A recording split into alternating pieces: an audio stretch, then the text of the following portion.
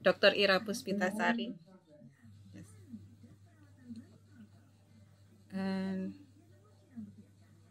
okay, I already spoke to Pak Arya, but actually he hasn't joined us, so maybe Pak Ismail, is it already join us, Dr. Ira? Not yet. Not yet, but it's Not okay. yet. Perhaps we could just start the webinar, and then with because the time is approaching 3 o'clock. Please, Dr. Ira. Okay, thank you, Bu Fitri. Assalamualaikum warahmatullahi wabarakatuh. Good afternoon and welcome everyone. Thank you for joining us today for today's webinar on creating business value with data analytics. This webinar is a part of webinar series by Postgraduate School Universitas Airlangga. My name is Ira Puspitasari and I will be the moderator of today's webinar. It is my pleasure to introduce to you our excellent speakers. Our speakers are experts in data science, data analytics. First speaker is Dr. Kemal Kilic from Faculty of Engineering and Natural Sciences, Sabanci University from Turkey. And our second speaker is Bapak Ismail Fahmi, Ph.D., the founder and director of Media Kernels Indonesia, the developer of Drone Emprit that is very popular in Twitter. All right, before proceeding, I would like to inform you on how to participate in today's seminar. All participants have been placed in this webinar, and this webinar is recorded for the future dissemination. And if you have any question, you can type your question in the chat box at any time during the event, or you can also ask directly later in the Q&A session. Okay, now I would like to introduce you to our first speaker, Dr. Kemal Kilic. He received his PhD in Industrial Engineering from University of Toronto, Canada, his master's degree in Industrial Engineering from Bilkent, Turkey, and bachelor degree in Electrical and Electronics Engineering from Bogazici University, Turkey. His main research interests are data mining, decision support system, innovation management, and health informatics. In teaching activities, he coordinates and develops a number of undergraduate and graduate courses, such as data mining and operation research, decision support system, business transformation methodology and application, and supply chain management. He has published more than 50 articles in reputable journals, conference proceedings, and book chapters. Dr. Kilic is also an editorial board member and referee in various journals, such as Advanced in Fuzzy Systems, IEEE Transactions on Fuzzy Sets, and Information Sciences. He also serves as an administrative board member at the Scientific and Technological Research Council of Turkey Information Technology Group since 2014. All right, without further ado, please welcome Dr. Kemal Kilic. Dr. Kilic, please spare 30 minutes for your presentation. Okay, thank you very much, Terima kasih, by the way, for inviting me to the webinar. I've been to Aylanga, to Surabaya, 2010 for summer, actually. Thanks to Dr. Pak Arya, he just joined us here. Nice to meet him once again.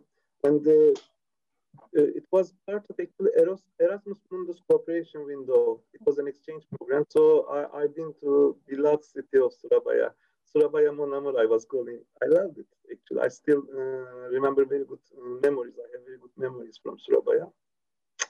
Anyways, so today's talk, let me just start because like I've been, 30 minutes is tough to talk about creating value from data. So considering the audience, I decided I decided not a technical talk, but rather a strategic talk. Like I can talk about, like, as Dr. Ira just mentioned, I've been working on machine learning since my Bachelor of Science, 1995. And in my PhD was also in machine learning, data analytics, decision analysis. Later, I started working on kind of like, as you are going to realize, like two legs I call of artificial intelligence. And since 2008, I've been working on innovation management. And later, now come like working on digital transformation. So I'm part of School of Engineering, that's true. But since for the last 3-4 years, I've been teaching in executive MBA program, digital transformation and innovation course, executive MBA, professional MBA. So I'm quite involved with executive education as well. So today's talk will not be about how creating value from data, but why we need to create value from data. As you are going to realize, like some of the slides deserves a full semester course. So they are going to be like more just like mentioning it, creating an awareness. So starting points for you. Let me just start sharing my presentation. In case you have any questions, just please let me know. As I said, like my goal is kind of like creating an awareness, and I will present various frameworks for you to consider while, if you are like students of this area, like me, as actually I was a student in this area, and I will continue being a student of this area that I'm going to talk about. You can use these as nice frameworks to understand the concepts, as well as to further go deep inside the concepts. So I will start with a framework called OODA loop, and then kind of like describe where AI fits in this loop. Later, a little bit about the VUCA environment that digital transformation is kind of creating. I'm going to use the OODA loop again, actually, to kind of discuss the enabler technologies of digital transformation. Then I'm going to put like the overall goal of this talk is like, how can we make decisions in this VUCA environment that digital transformation is creating? So on one hand, there is intuition, human intuition, our experience base, our judgments. On the other hand, model and data. I'm going to kind of like propose a compromise solution, which is like a hybrid version of it, like a balanced version of it. So I'm going to start with the problems associated with human intuition, a little bit of behavioral economics I'm going to talk about. Then I'm going to talk about the problems associated with model approaches as well as the data. Then kind of propose that disciplined intuition that Kahneman actually named it as disciplined intuition, which I'm going to hopefully present. And a little bit of how innovation practices, design thinking, as well as lean startup kind of helps us in this process, disciplined intuition, or making decision-making under unknown unknowns or uncertainty actually. And how data analytics can be used as part of hand-to-hand together with innovation practices. So that's basically the agenda of today. And I as far as I understand from the introduction to School of Pascal Sarjana, right, the graduate school's video, like you are creating a multidisciplinary environment, and this talk kind of provides some reasons why there is a need for multidisciplinary research. Data analytics, together with innovation practices, creative solving skills, like it is, data analytics is not a technical thing. Yes, it is technical, lots of techniques, methods, etc. Part of is buried inside it, but you have to start with the customer, the business objective, and empathizing. So the data analytics teams should be actually kind of like composed of not only data scientists, but data engineers, technical part, but also translators, business owners, who at least can communicate with the data science team. So you need a diversified team, and you need to utilize approaches, process. It's a process. It's not just like you put the data and the value comes out of from it. It is a process, and that's basically what I'm going to talk today. Let me just start. Hope I can finish in half an hour. The OODA loop is actually the model that I will first introduce with you is our life cycle, basically, what we do all day long. Like we observe through our 5 senses. We see, we hear, we taste, we smell, right? 5 senses. So sensory system starts and sends the electrical signals to the brain to connect them, where we first give meaning to that data that we receive. We look to the same sun when it is just setting down. The same photon comes to our eyes, but one of us says that, oh, too bad, one day is over. Another one says that tomorrow is a new day, right? We give meaning differently, right? Based on our cultural traditions, like genetic structure, our experience actually, we give different meaning to the data. Then we make a decision. We, based on an objective, we decide, shall we take the path to the left or to the right, and make the decision and act. OODA loop, observe, orient, decide, act. Observe, orient, decide, act. Throughout the day, throughout our life, that's what we do. And digital transformation, in a nutshell, in one statement, is basically taking the human out of this loop. Rather than 5 senses, sensors, microphones, cameras, etc., we are going to collect data. Internet of Things, we are going to send it to the cloud and edge computing, right? So we are going to secure with cybersecurity technologies or blockchain technologies, etc. Then we are going to give meaning to data. That's what data analytics, particularly descriptive and predictive data analytics does. Gives meaning to data.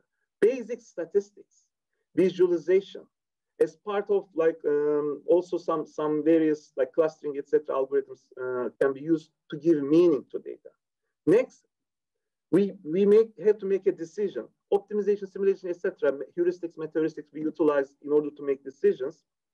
And that 2 legs are basically the 2 legs of artificial intelligence that we call. What our brain does. Right? We want to replace, we want to take the human out of this loop in that aspect as well. So give meaning to data, make predictions, predictive analytics by using machine learning techniques, etc., so that we can come up with a decision problem. And as I said, data analytics starts with the business objective, the decision, what the business objective is. Based on that, we try to come up with relations.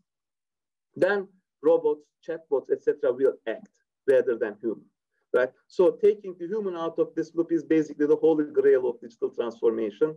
Many technologies are behind this transformation, but the thing is, this digital transformation changes the environment. Because so this is kind of where artificial intelligence fits in this observe, orient, decide, act loop. Orientation, giving meaning to data, where machine learning, mostly or statistics, visualization in use, and decide, optimization, simulation, heuristics, etc. is used, right?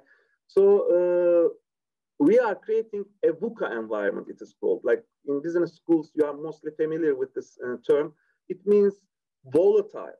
Everything can change us in a minute. Uncertain. Lots of complexity is out there, complex, but many actors, ambiguous. Seemingly contradicting evidences will start coming up to the board members' boardroom, and you have to make decisions in that VUCA environment.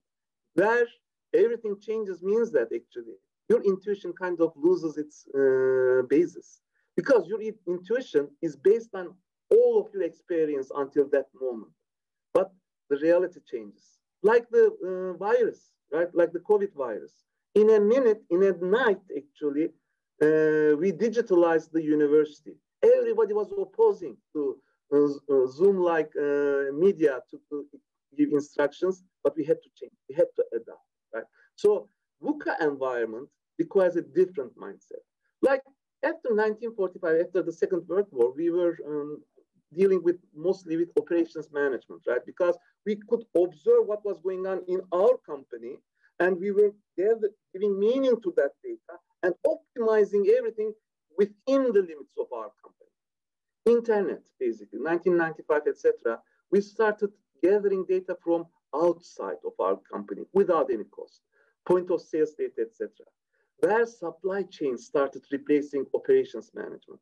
In the context of operation management, actually, we were kind of like quote unquote operation management anyways, but we were kind of considering our suppliers and our customers out of our building. In the era of supply chain management, we changed our mentality. We realized that we are in the same boat with them. We had to co-develop together. We invited actually our suppliers to our design process, which we were keeping it like hiding it from them because like we didn't want them to know what we are going to use their parts for, right? So it was a different mindset. VUCA environment is kind of requires another mindset. That is basically an ecosystem is being created. Ecosystem is where you have system dynamic loops rather than causal links, like a chain where you have reasons and the outcomes, etc., where you can observe and make predictions about future and then control it. In system dynamics world, it's hard to observe, hard to control. Our math or our analytical capabilities is not enough. Yet, we have to survive in this world. So we need a different mindset. And that's where actually data analytics kind of comes to the place, as well as actually that disciplined intuition, which I'm going to mention next, and creativity. It's not anymore finding the right solution. It's also kind of creating many alternatives. So you have to be not only efficient and productive, but also agile at the same time. Multiple objectives are, and they are contradicting with each other. You have to be agile so that you can have resilience. Right? Our objectives are changing. We are not just looking for suppliers out there who are providing us the least cost, the most quality, etc. We consider, are they agile enough? Right? So that's a different mindset.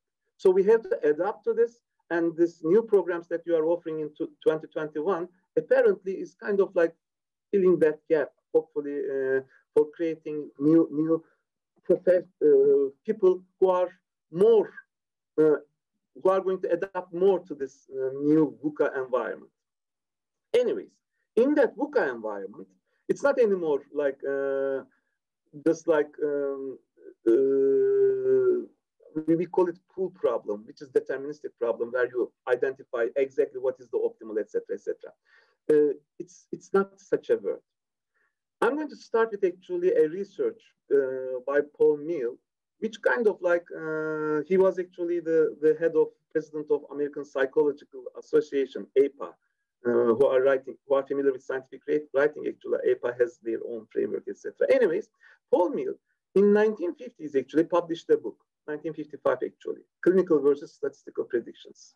And he kind of compared clinical mode judgment, which is basically the psychologist making decisions based on the patient's history, based on their experience, based on their intuition, right?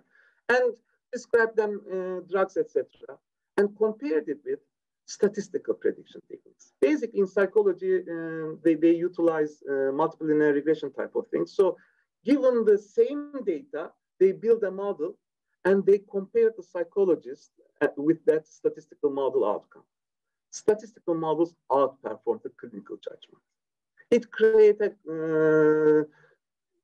like the psychologist outraged because of this results. How can a simple regression model can outperform me? But that was the case.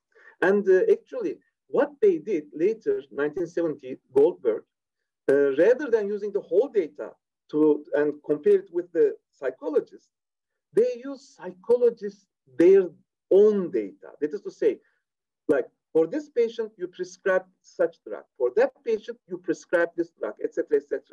And they modeled with, again, regression equation, the psychologist. And that model of the psychologist outperformed the psychologist his or herself. That shows something actually. People are not consistent in their decision-making process. Early in the morning, we make a different decision. Afternoon, we change it. We have hormones, we have biases, heuristics, etc. So that was what the point of this study. But Paul Meehl opened up a new door. This study was repeated more than, I guess, in 200 different domains, where they compared models with the experts or the intuition of the experts, and almost always the models outperformed the experts. So that's one thing that we should keep in mind. Experts have problems in their judgment process.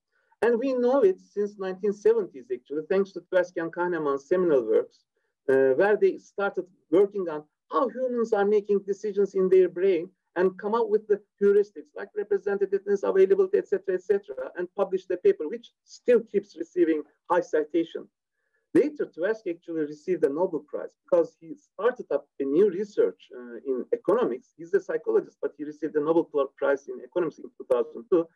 Kahneman passed away in 1996, so he couldn't share the prize. But Tversky created a new discipline called behavioral economics.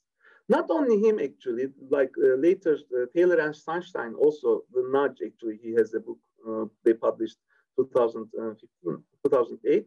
The 2017, they received a Nobel Prize as well, more or less the same field. So if you are interested in this behavioral economics, that is to say, how humans make judgments, the heuristics that we use while making decisions, and has problems definitely, the biases associated with them. Many different empirical studies are conducted. Then really, actually, he's also kind of a very good researcher in this field, published various books like Predictably Irrational. We are, as humans, predictably irrational. We are irrational,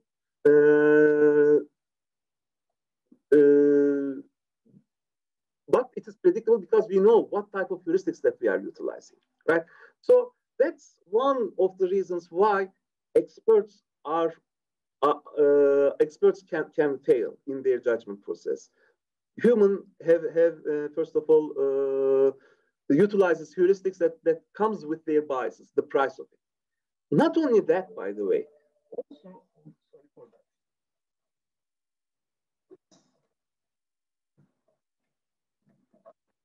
that. I have a line phone here as well. Like I kind of turned off my cell phone, but my line phone, I forgot it. Anyways, so that's one thing. Secondly, based on neuroscience or psychology after the Second World War, we know also that our short-term memory or working memory, let's say, is kind of very limited. There is a miracle number 7 plus minus 2, 5 to 9 concept at the same time we can keep in our mind. So we are limited. There is a reason for that. We cannot really compare many alternatives. We cannot judge many criteria at the same time because every alternative requires some energy.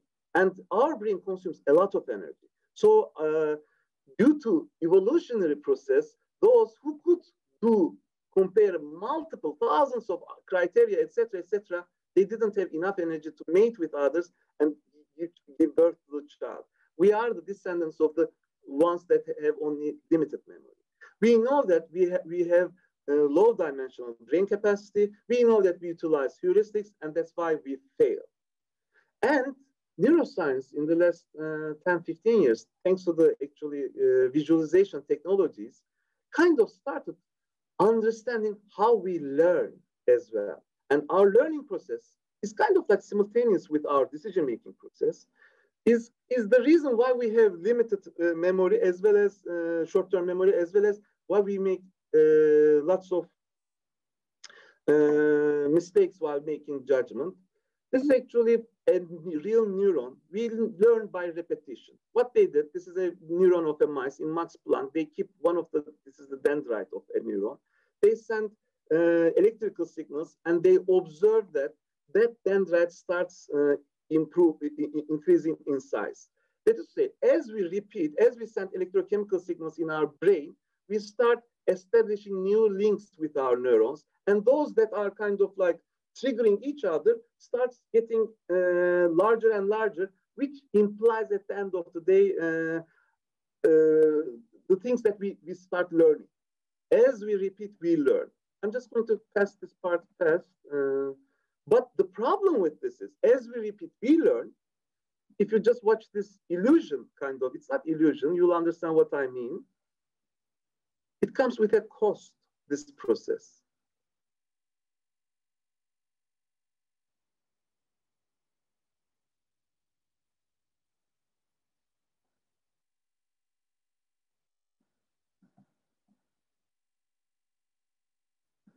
You see, it's impossible for us to see, looking at this Einstein, and understand that it is inward.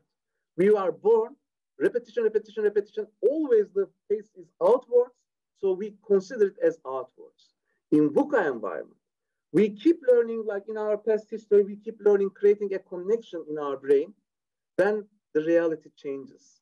We are going to consider as if it is the day before, and we are going to see what we learned earlier, but the reality changes. So in that world, with the same brain, you cannot make right decisions. That's why you need to collect data all the time and kind of leave the decision to data. So that's why actually intuition kind of at one extreme fails a lot. Now comes the model, right? And the data. Is it error-proof? Like there is no problem with it? Unfortunately, there is problem with it as well.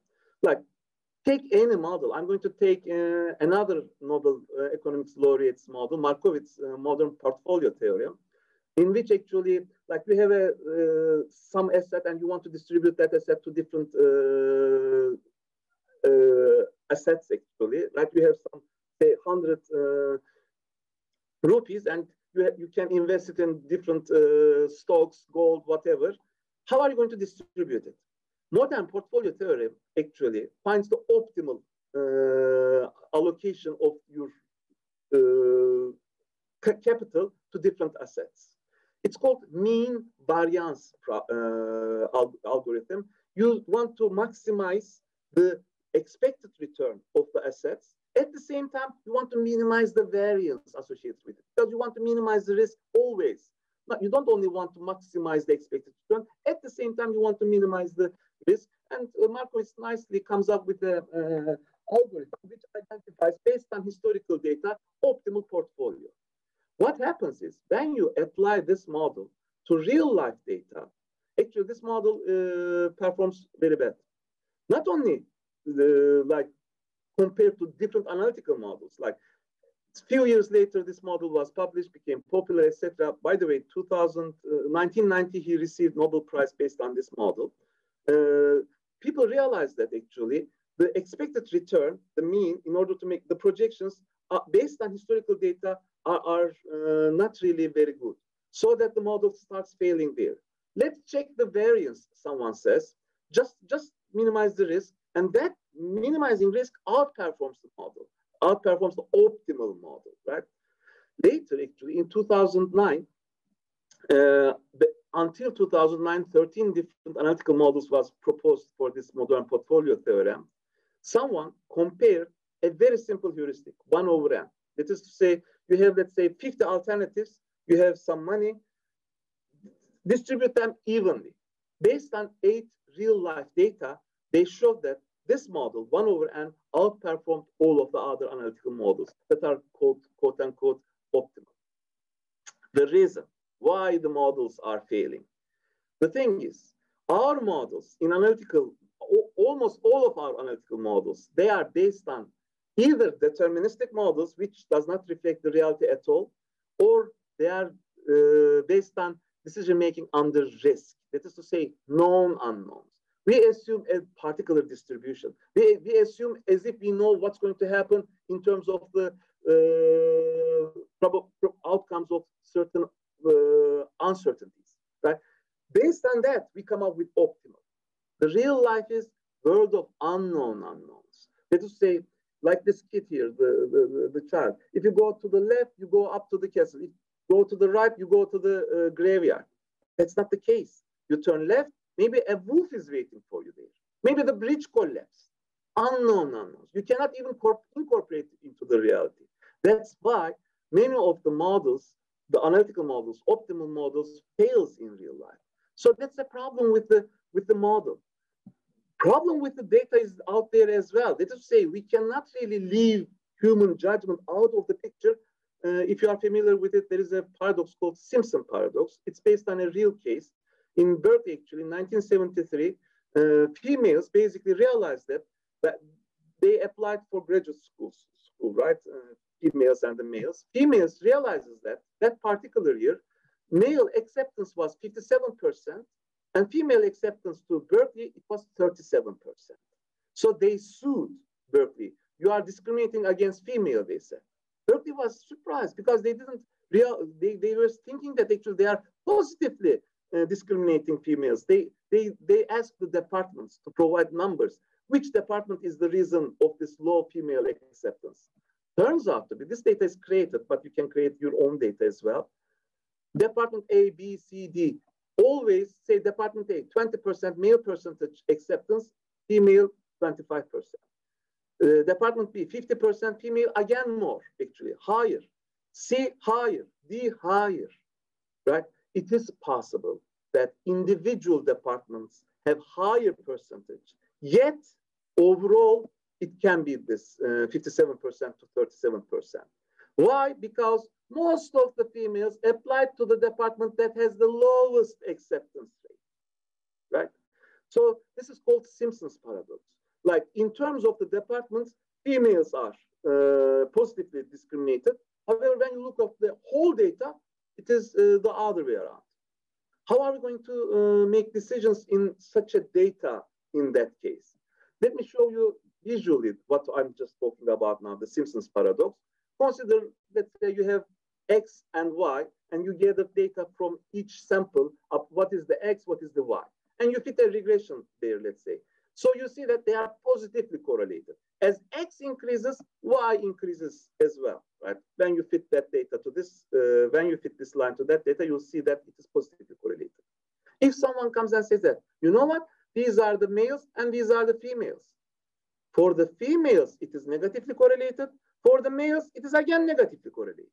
You can either be male or female. In both cases, negatively correlated. How come in the total it is positively correlated? You don't have to stop at this point, right? Someone can say that, you know what? These are young males and these are old males. And in both cases, they are positively correlated. Again, positively correlated. You can sub, divide, and you once positively correlated, once negatively correlated, once positively correlated, once negatively correlated. Where are you going to stop? Only a human expert at that point can come and say that, you know what? The male-female division is logical in this case, so they are negatively correlated. However, age is not, shouldn't be in the picture, right? So that's why actually data-driven analytical models requires human expertise as part of that process as well. We know this. One another thing that I would love to mention here would be actually, but I don't have that much time, but that complexity, as in data analytics, we have a problem called overfitting. That is to say, you have a sample in your data, you start learning from that data, the relations hidden inside that data, you can learn 100%. But then you start applying it to the population, you realize that it sucks. It doesn't work at all. It's called overfitting. And it's due to this concept called bias variance trade-off. That is to say, as complexity of the model increases, definitely you fit better and better and better. Consider regression if you are familiar with it. Even a very irrelevant feature, if you add it to the model, at the worst, because it is optimal, its parameter will be 0, it's not going to worsen the fit, right? Always it is going to improve the fit to the data. However, as complexity increases, if you sample from that data and come up with a very complex model, then resample again, that very complex model will not fit very good in that. As complexity increases, the variance increases a lot.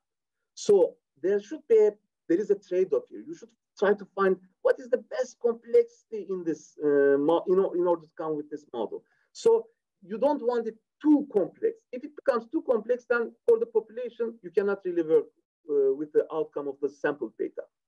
That's called bias and variance trade-off. So as complexity increases, life gets worse. Like actually Markowitz model. It's a very nice, very complex mean variance model. 1 over n heuristic outperforms it.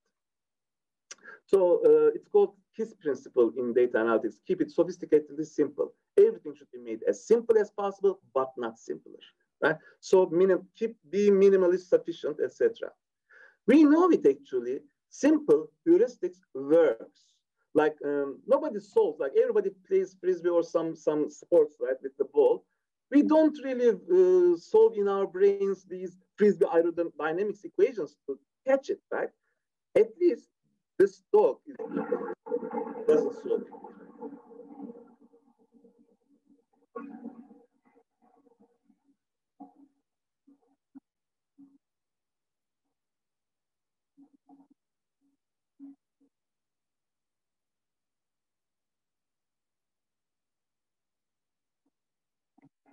But how this dog catches without solving all these aerodynamics is basically called gaze heuristics. That's what we use as well as humans.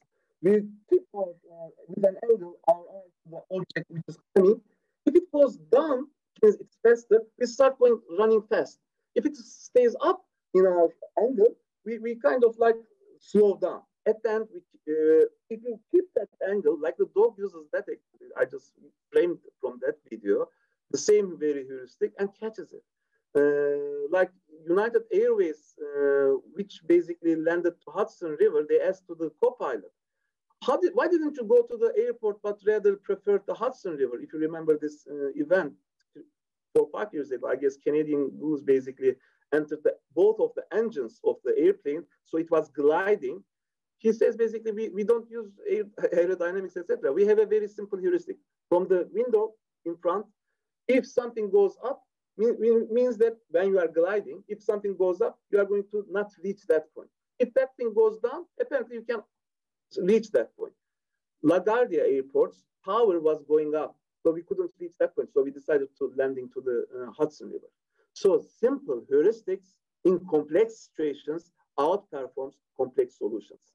So to sum up, what I just talked until this point is, we have limited brain, low dimensional, small short-term and working memory.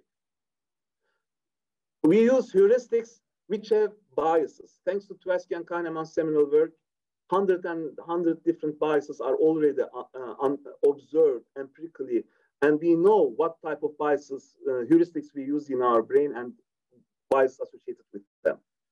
Luggage of experience is inevitably carried to the future, thanks to neuroplasticity, it's called. That is to say, as you repeat, you start enlarging or strengthening the ties between the neurons. So what you have repeated until now determines next moment. So since it learns with repetition, however, VUCA environment, everything is volatile. In a minute, it can change. So what you have learned in your history, unfortunately, will come up with its own luggage. There is a difference between risk and uncertainty. One of them is known unknowns. Yes, it is with a normal distribution, you assume a demand. With such a parameter based on the historical data you project, it is known unknown. You are not sure of many things that unknown environment of the VUCA, like if the wolf is waiting for you out when you turn the corner or not. So there is a difference between them. Chaotic future awaits us, VUCA world, paradigm shifts faster, the butterfly effect will be more and more. Analytical models developed for decisions making under risk, not uncertainty, and they are outperformed in real world data because of that reason, because they are not optimal for the real world, unknown world. They are optimal for unknown world. So heuristics sometimes and simpler methods outperforms this. Now comes again the same question. What about how are we going to make decisions? Analytical models or intuition? That's why actually I'm going to propose a compromise solution. Kahneman and Tversky, actually Tversky passed away. Kahneman received the Nobel Prize, by the way. Kahneman names it disciplined intuition. He says that separate in that chaotic environment, if you want to make decisions, first prioritize everything. Just keep very few of the things, very important ones in front of you. Then individually gather data. And based on that data, not your intuitions, come up with, delay your conclusions, by the way. First gather data about each individual component. Gather data, come up with the meaning of that data, what it means, etc. Then look at the whole picture. After that, come up with a judgment, with an intuition, and make your decisions based on that. So how are we going to actually, so this is a process. It's not just like give the model, give the data, or just intuition, etc. It's a good process. And we know that actually the gurus, the champions of unknown world are the entrepreneurs or the innovators. They are living since they are born actually in an unknown world. They don't know who is first of all, who's the customer? They don't know. What is the pain of the customer? They don't know. They don't know how to solve that problem. Customer knows. Even customer doesn't know, by the way, the pain usually. They don't know if they can deliver the solution. They don't know if the customer will accept that solution. They don't know how much it is going to cost. They don't know how much they are going to pay. Right? Everything is unknown. Yet many entrepreneurs and innovators are quite successful. And they utilize actually in the last decades, since 2010, let's say, two frameworks. One of them, design thinking framework. The other one is the lean startup framework. Design thinking kind of targets the very early, the human, the expert, tries to understand what's going on with the user. First, let's understand who is the user and what are the pain points of the user. Then we can start delivering them kind of solutions. Lean startup, on the other hand, kind of like the expert of de-risking, it is called, de-risking of the market product fit uncertainty. That is to say, okay, you come up with a product, but is it the best fit for the market or not? In that case, actually, lean startup, they have a very nice cycle called build, measure, learn cycle. Come up with a minimum viable product, it is called, a mock-up, rather than like a full finished product. Come up with a minimum viable product, measure it, come up with a test, gather the data, learn. In case your judgment, previous judgment, intuition, whatever says A, but turns out to be data says not A, pivot. Just forget what your judgment says. Go together with the data. And data analytics, in that sense, actually gives meaning to data. And then so that you can make good decisions and you can start create value. This data is meaningless otherwise. This data is a real data from a bank. Each line is a customer. You have, let's say, a customer's name, say, age, marriage status, divorced or married or whatever, has a child or not, has a car or not, has a home or not, and did you give credit to this person or not? Did he pay? Is he a good customer or not? Right? This data, as is, you see nothing. Just with a very simple statistic, someone comes and says that, you know what, the median age of your customer is 21. Oh, then you realize that your portfolio is quite young. So now you can make a better decision. Rather than advertising from Facebook, let's make advertisements from Twitter, etc., because young people are more more into Instagram rather than Facebook, because my customers are, right? Just one simple statistics gave meaning to this data so that you can make a good decision rather than advertising from Facebook, use Instagram, and you started creating value. And this is my last slide.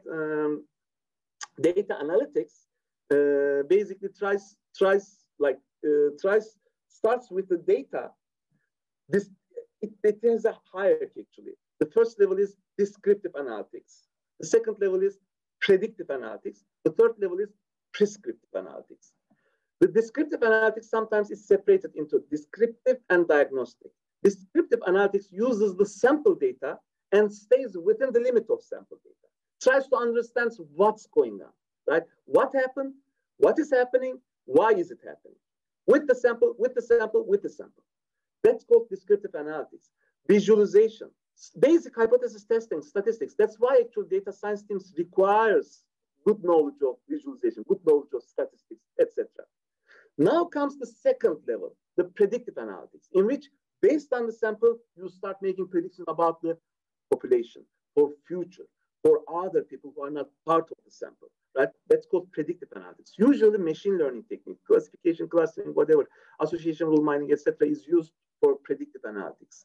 So that's actually kind of like observe the data, use descriptive diagnostic analytics, as well as kind of like predictive analytics to orient, give meaning to that data. Now you have the knowledge.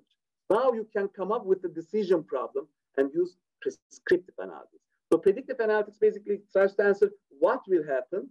Prescriptive analytics answers what should happen in order to maximize this, minimize this for a particular objective, right? So that's decide part. So observe, orient, decide, act. OODA loop we started. After that, you start acting. So this is kind of like insight, what's going on in the history, in the sample data, insight. So based on predictive analytics, you start developing an insight so you can start making projections for the future, and foresight, kind of like you have now a complete picture and you start controlling. You can start making the best decision. It's not just like, if I use this road from this point to that point, how long is it going to take? You can utilize predictive analytics for that. From this point to that point, the fastest road, which one is it? Prescriptive analytics, optimization problem. And that's where I'm going to start. As you can see, difficulty increases. So we are mostly in data analytics projects utilizing descriptive analytics, predictive analytics nowadays more. But yet, prescriptive analytics soon, value increases as well at that direction. And let me stop at this point because I started stealing from the next speaker's time. Sorry for that.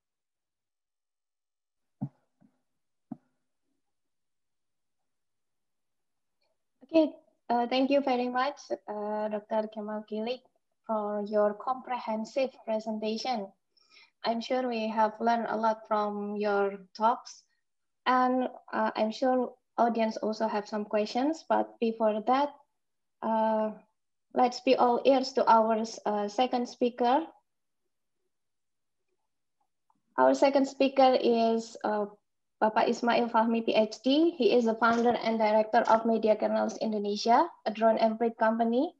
I'm sure we're all familiar with drone and breed analysis in Twitter.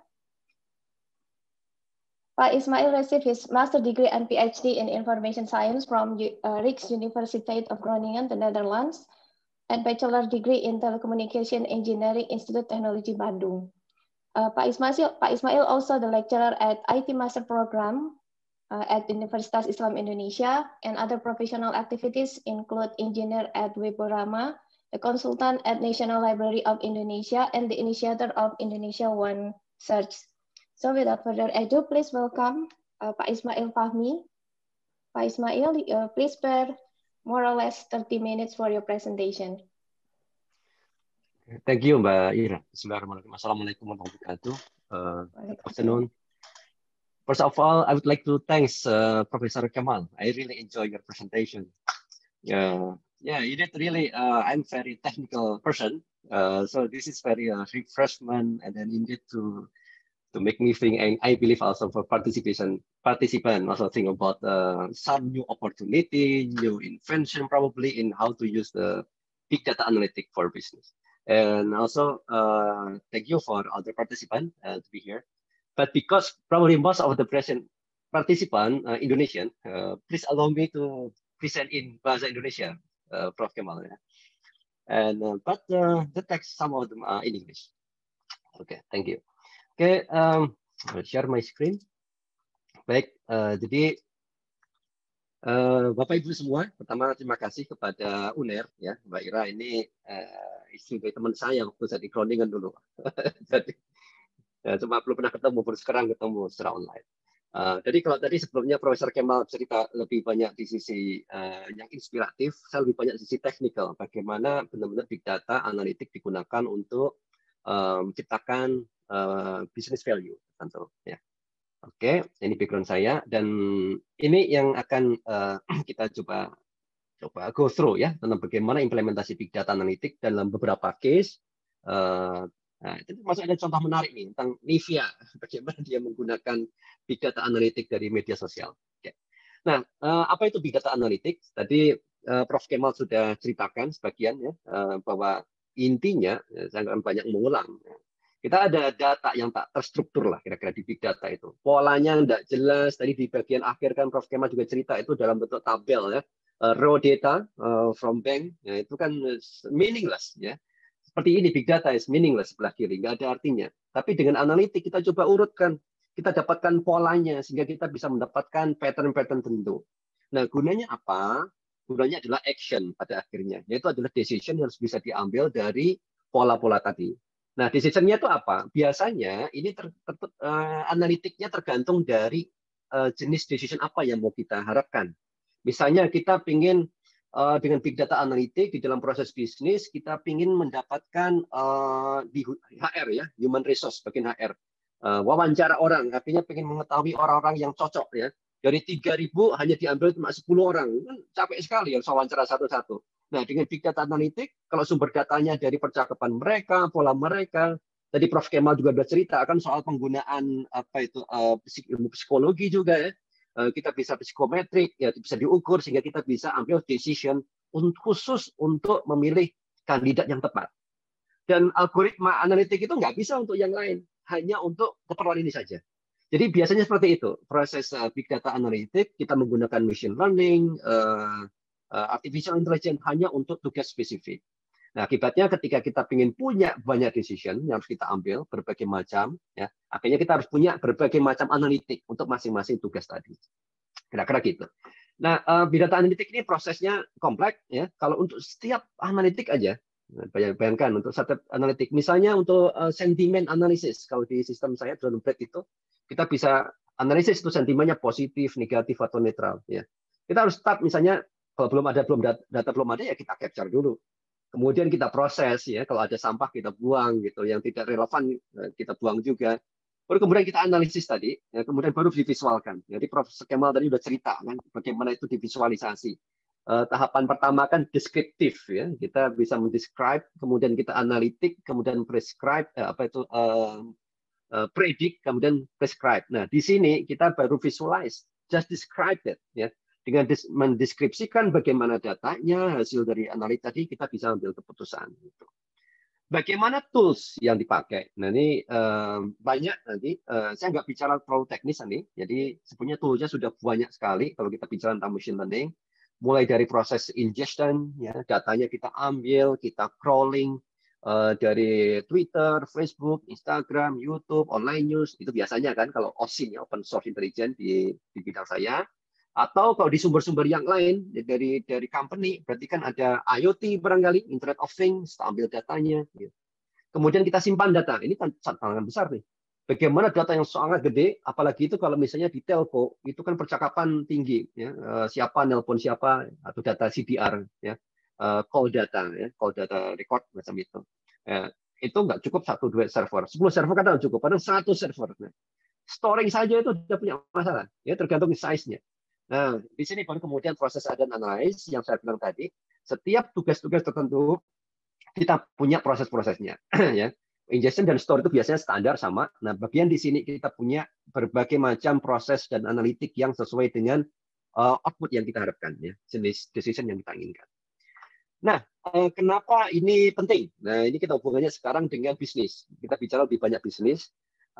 Jadi kalau kita dari survei BARC ini, 8% average, jadi kita bisa dapatkan revenue dari report saja. Jadi dari data yang kita analisis itu menjadi bisnis baru, ya. Dari analisis data dapatkan insight aja sekitar 8%. Jadi keuntungannya di sana. Nah, kadang-kadang kita juga di dalam big data itu kita analisis, kita bisa reduksi itu cost-nya. Biaya yang tadinya banyak harus proses manual, sekarang bisa di-cut, akhirnya reduksinya bisa sampai 10%. Ini sebagai contoh aja, peluang dari big data analitik untuk bisnis sudah clear, ya. Bagaimana kita dapat revenue baru dan menurunkan expense. Nah, ini sebagai contoh, ya, benefit-benefit yang lain, ya. Ini yang paling besar, better decision, strategic decision. Makanya di sini topik tadi, bagaimana kita bisa mengambil keputusan yang sangat strategik di bisnis, itu tepat nih judulnya. Karena yang paling besar 69% itu adalah manfaat terbesar yang bisa kita dapat dari big data analitiknya. Baru kemudian yang lain-lain. Nah, ini misalnya improve control. Jadi prosesnya itu bisa kita kontrol, kita perbaiki menggunakan IoT, ya, Internet of Things. Ada sensor-sensornya yang kita buat otomatisasi. Kemudian kita memahami customer 52%, reduction dari cost tadi 47%. Ini sebagai contoh aja sekilas. Mudah-mudahan bisa memberikan inspirasi, ya. Nah, pasar, bagaimana pasarnya? Karena opportunity tadi gede, akhirnya apa? Jualannya kenceng kan, gitu, cuan, gitu. Kalau bicara ini cuannya mana sih? Nah, kalau kita bisa menjual platform, sehingga kan tadi besar, ya, repotnya. Kita harus siapin server. Misalnya saya atau Mbak Ira dan teman-teman di UNAR gitu, kita bukan orang IT gitu kan, kita lebih banyak ke bisnis. Masa harus pasang 100 server gitu kan, capek, ya, ongkosnya gede. Nah, itu ada bisnisnya sana. Ada bisnis yang sudah nyiapin, misalnya dari Google dan yang lain-lain, kita tinggal pakai itu, ya. Sehingga orang nggak perlu lagi menyiapkan infrastruktur Hadoop, big data untuk storage, untuk penyimpanan, kita tinggal pakai. Dan itu meningkat terus bisnisnya. Jadi makanya kalau kita lihat kok jadi lebih enak, ya, kok murah sekali, ya, karena kompetisinya tinggi di antara Google dan lain-lain menyiapkan ini, sehingga kita nggak perlu lagi menyiapkan punya kita. Nah, ini sukses rate-nya, ya, paling tinggi di bagian apa gitu, ya. Ini yang paling apa itu? Ya tadi seperti tadi ya, advanced analytic, better decision, dan yang paling nggak berhasil itu monetisasi. Jadi kalau mikir gimana dengan big data itu saya bisa monetisasi, gitu. Nah itu jangan harap banyak lah gitu. Karena apa? Secara rata-rata kemampuan kesuksesan dan monetisasi menggunakan big data itu nggak besar. Rata-rata paling kecil itu. Tetapi kalau membantu memperbaiki proses bisnis, pengambilan keputusan, nah itu biasanya tingkat suksesnya paling besar. Nah, di antara itu Anda bisa lihat ya, bagaimana speed to market, expense dikurangi, dan seterusnya. Kira-kira gitu. Jadi spektrum pemanfaatannya bisa kita lihat di sini. Nah, bagaimana ini bisa kita terapin di perusahaan, ya, di organisasi? Ada dua pendekatan, ya, top down approach sama bottom up. Nah, kalau top down itu biasanya di dalam company atau perusahaan yang kalau bosnya, CEO-nya sudah paham tentang big data, dia tahu ini manfaatnya, dia mulai dari atas. Oh ya, kayaknya udah belajar ya, mungkin belajar dari mendengarkan presentasi Prof. Kemal misalnya, kan dapat ide how to improve ya, ke the idea dari CEO. Kemudian bisa melakukan top down approach, bikin oke, kita pengen lakukan predictive analytics misalnya, kayaknya kita punya datanya. Nah ini top down approach. Atau kadang-kadang dari bottom up. Nah, dari bottom up kita lihat di sini mungkin nggak berpikir visinya mau seperti apa, tapi oh kita punya data banyak nih, datanya banyak tapi nggak diapa-apain. Data terkumpul di server, udah jadi archive. Nah, kemudian mungkin bagian data, mungkin CTO-nya atau bagian mereka yang data analitik melihat ini bisa dimanfaatkan lebih banyak lagi. Gitu. Nah, ini ada dua arah itu, bagaimana kita bisa membangun di perusahaan. Nah ini contohnya, sebagai contoh hanya inspirasi aja. Kalau di perbankan kita bisa gunakan untuk apa saja ini? Segmentasi ya, dan campaign. Jadi kita bisa lihat customer kita itu misalnya kelas atas, menengah, bawah, kemudian dia sukanya apa gitu kan. Dari perbankan mungkin ada transaksi barangkali ya. Transaksinya di jam tertentu, mungkin beli apa kan kelihatan nih segmentasi. Kemudian kita bisa dapat sentimen ya. Voice of the customer lewat apa? Mereka contact center, call center, mungkin komplain di media sosial. Nah, kapan kemarin itu saya bikin rame itu di Twitter itu bagaimana orang komplain di perbankan ternyata banyak diserang itu sama bot, ya, bot-bot orang mencoba untuk melakukan penipuan. Nah, itu artinya experience jadi jelek dengan perbankan kan. Nah, akhirnya bisa diperbaiki setelah dapat datanya. Kira-kira gitu. Nah, di agriculture, nah ini kita bisa misalnya sensor ya. Jadi tanaman itu disensor. Ini menarik. Berapa bulan yang lalu itu ada startup dari Indonesia. Startup menggunakan AI, IoT untuk pertanian dan itu menang itu di Hannover Messe kalau nggak salah. Saya lupa itu acara apa itu di Hannover. Jadi di Jerman itu ada lomba startup dan dia menang. Dia sangat kreatif bagaimana membantu petani yang dulunya petani itu mendapatkan informasi tentang cuaca itu dari kalau nggak salah dari penyuluh lapangan. Lama-lama nggak ada ini informasi. Sehingga dia nanam nggak pas itu. Nanam ini ternyata hujan nggak pas nih. Jadi produksinya berkurang. Nah, dengan IoT dihubungkan dengan data, nggak tahu itu koneksi ke satelit atau ke internet atau gimana gitu, ditambah dengan kondisi tanamannya, dia bisa kirim SMS ke petani. Ya, jadi petani tahu apa harus dilakukan. Nah, ini sebagai contoh bagaimana menggunakan. Dan itu bisa kok terapin buat kita. Ini contoh-contoh yang lain bisa dilihat banyak sekali di agriculture. Kemudian di otomotif, ya, mulai dari maintenance, supply chain, marketing, connected cars, ya, finansial gini. Nah, ini paling sering ini finansial. Kita kadang dihubungi di telepon, gimana Pak Ismail mau beli mobil lagi enggak? Nggak tahu tuh dapat data dari mana. Ini sebagai contoh itu. Contoh mereka menggunakan data entah itu dari mana, datanya sangat besar, akhirnya dikumpulin. Ini kayaknya orang potensial nih beli mobil baru, diteleponin. Ya. Meskipun pendekatannya nggak bagus, at least dia sudah menggunakan ini. Connected car, nah ini sebetulnya banyak mobil-mobil sampai di Indonesia itu sudah support ini. Cuma karena sistem kita di Indonesia belum connected car, jadi di-disable gitu. Ya, banyak mobil-mobil itu kemampuannya sudah di-disable kemampuan untuk transmit data, receive data gitu di Indonesia. Nah ini kalau di e-commerce ya, tadi Prof. Kemal kita bisa bilang kan soal prediction, how we predict ya. Trennya kira-kira apa ini ke depan berdasarkan data setahun yang lalu, data 3 tahun, 4 tahun. Jadi kayaknya kalau udah mulai lebaran itu datanya produk-produk ini mulai naik nih. Jadi bisa dipredik nanti mau lebaran akan naik lagi. Entar lagi kan Idul Adha nih, ada nggak penjualan baru nih? Nah, itu kita bisa predik berdasarkan history yang lalu gitu. Kemungkinan seperti apa di ke depan contohnya. Nah, ini di kesehatan juga sama banyak ya. Jadi banyak sekali peluang-peluang yang bisa kita lakukan di berbagai sektor ya, bisnis. Nah, tantangannya apa? Tantangan yang kita hadapi, challenge itu ini. Complexity. This is what Professor Kemal said tadi ya. About the complexity. Human is very complex. Yeah, if we talk about big data, actually we talk about human, about people. It's not about the technology itself. Yeah? It's just about the people. Yeah? Kita harus we have to prepare the human, right? And then we have to prepare and then we get the data for human from human and then give back to improve the human. Jadi kompleksitinya luar biasa. Ini nomor satu. Oke, itu problem yang kita bisa solve dengan science, ya, bukan science. Nah, di sini yang saya lingkarin dua ini. Architecting big data system. Bagaimana kita menyimpan data? Ya, bayangkan misalnya ini ke Mbak Ira kayak gitulah ya, dan teman-teman yang bukan orang IT, ya, harus store data bisnis banyak, tapi nggak ngerti, nggak ada orang yang ahli big data. Gimana caranya? Itu problem.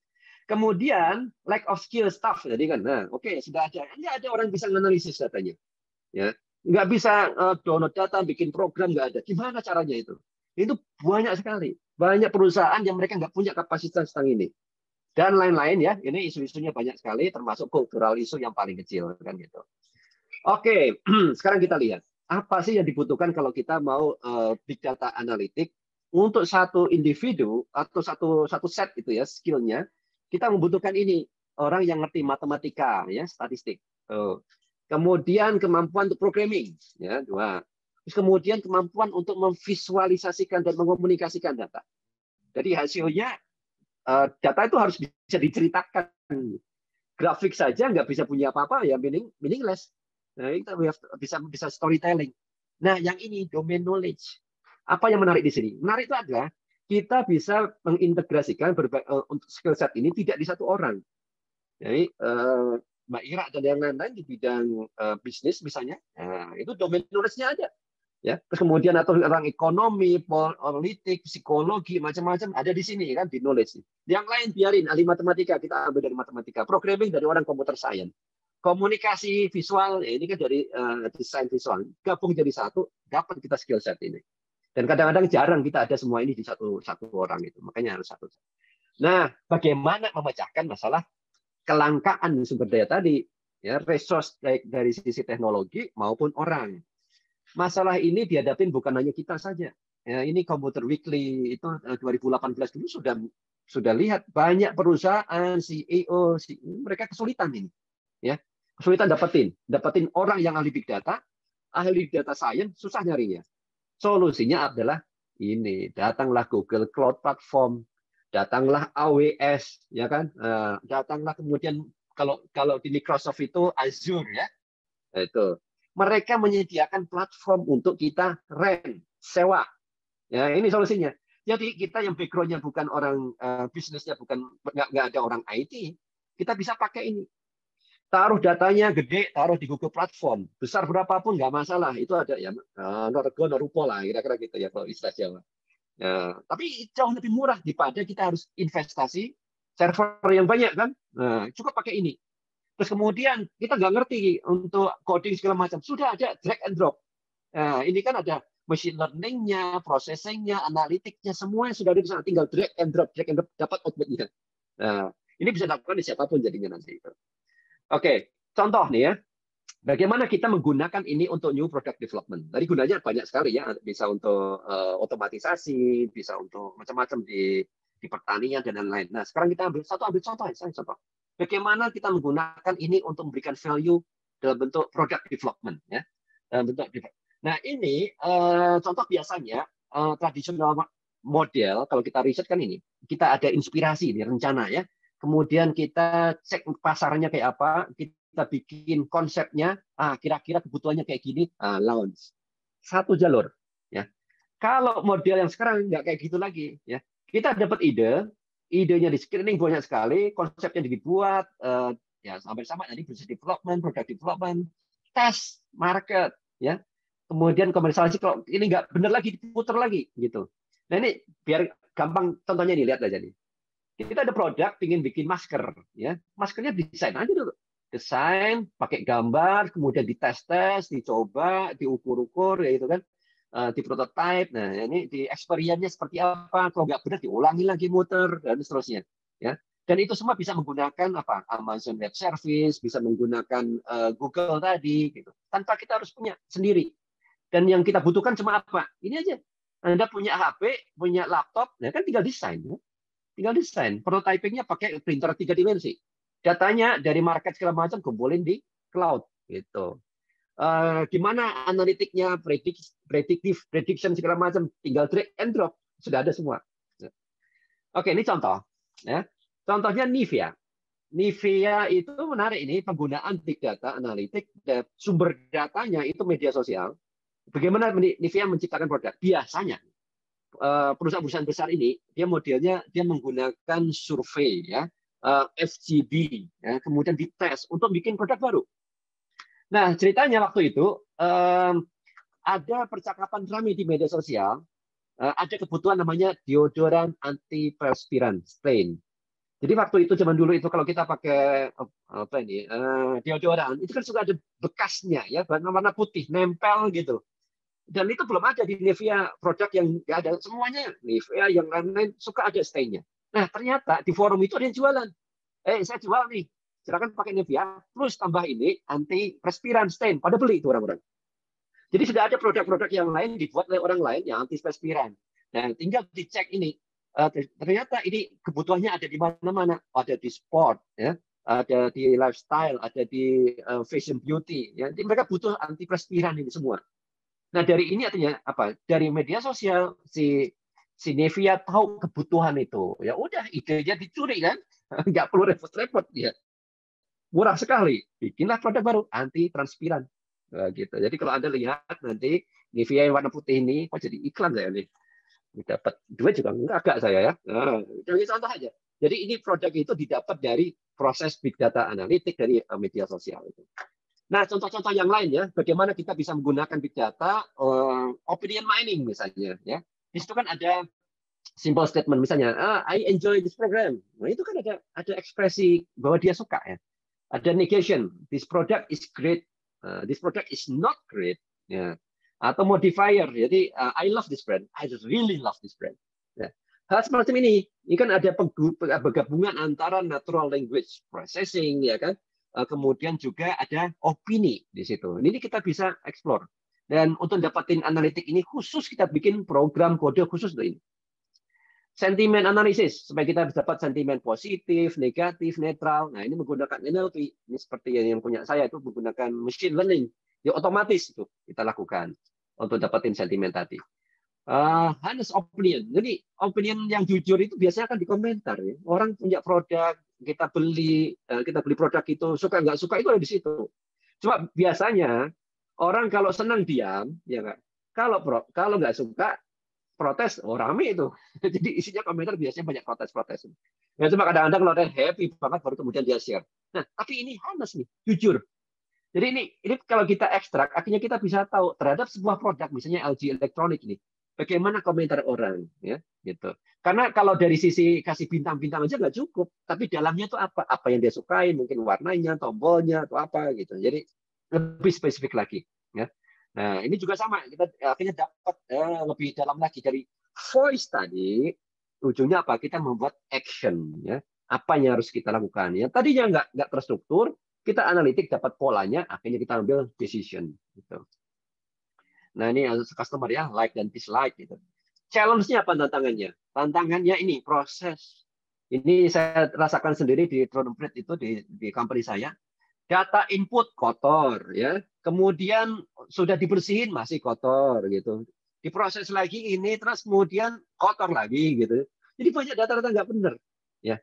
Oke, sekarang data udah dibetulin. Kadang-kadang polanya nggak jelas. Ya kita belum dapetin. Macam-macam nih. Ya. Ini salah satu aja struggling yang paling besar itu di sini data cleaning. Garbage in, garbage out. Masalahnya di situ. Jadi kita harus dapat data yang bagus. Jangan sampai semua data masukin. Problem berikutnya juga ini, dapetin data. Oke, kita udah bikin big data. Bikin menggunakan data analitik. Oke, untuk apa? Untuk ABC. Oke, kita mulai prosesnya. Datanya dari mana? Nggak tahu. There is no data. Yeah, we can do anything, right? Jadi dapatin data ini susah. Data internal kadang-kadang di departemen A, departemen B enggak di-share. Yang C dan D mau share, yang ini di-keep saja. Data eksternal, misalnya dari government, bayangin ya, dari laboratorium, farmasi, insurance, susah sekali kan dapetin ini. Dari sensor, sosial media, nah itu gampang sosial media, paling gampang tuh. Jadi ini struggling kita, itu problem-problem yang ada. Ya. Jadi tampaknya enak sekali ya di depan itu. Nah, setelah dikasih tahu, ternyata banyak masalah itu. Nah, ini problem-problem ini yang paling besar biasa di institusi adalah data silos. Ya, seperti sebelum tadi, kebanyakan nggak mau share dan banyak data-data di dalam database yang nggak nyambung kadang itu. Nah, saya ambil contoh ya, ini bagian akhir di Drone ya, Drone itu ini dipakai di Kementerian Pertahanan, di Kominfo, di Jawa Barat juga dipakai. Nah, ini di Muhammadiyah juga ada. Ini semua adalah gambar-gambar grafik dari data yang unstructured, dari Twitter, dari media sosial dan yang lain. Kita dapetin polanya. Ya, misalnya di sini di Kominfo ini ada peta pornografi, jadi kita tahu itu tentang pornografi. Nah, kalau di Jawa Barat ini peta opini publik terkait dengan public service. Nah, ini kalau di Muhammadiyah ini sebagai contoh ormas, bagaimana NU Muhammadiyah ya kan di media sosial. Gitu. Nah, kalau Kementerian Pertahanan ya soal pertahanan ya, intelijen pertahanan. Nah, fiturnya banyak. Makanya saya bilang tadi, data masuk, ya kemudian ini datanya masuk. Ini adalah features-nya.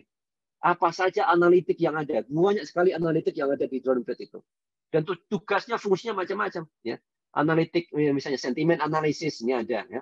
Opinion analysis ada. Kemudian apa itu? Influencers, dapatin top influencer, social network analysis, demografi dan macam-macam banyak.